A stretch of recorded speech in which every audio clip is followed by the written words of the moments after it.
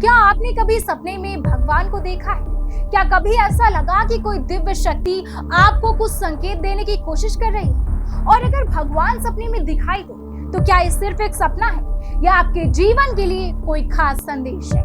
आज इसी रहस्य को समझने की कोशिश करेंगे। सपनों में भगवान दिखने का असली मतलब क्या होता है? नमस्कार, आप देख रहे हैं निशा नौ समाचार और मैं हूं आपके साथ शुभी शुक्ला।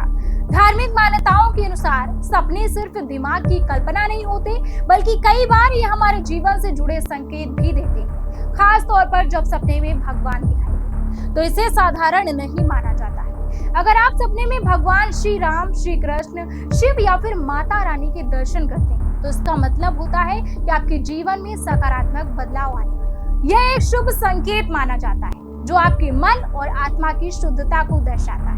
कई लोग मानते हैं कि जब इंसान सच्चे मन से भक्ति करता है तो भगवान किसी न किसी रूप में उसे संकेत जरूर देते हैं। सपना भी उन्हीं माध्यमों में से एक हो सकता है।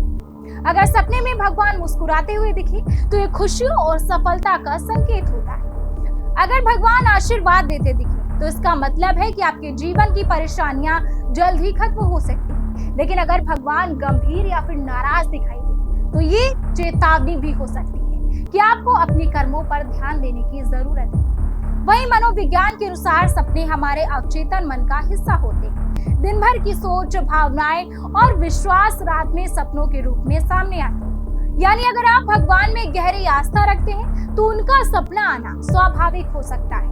इसलिए सपनों में भगवान दिखना दो तरह से समझा जा सकता है, एक आस्था और आध्यात्मिक संकेत के रूप में और दूसरा मन की गहराई में बसे विश्वास के रूप में।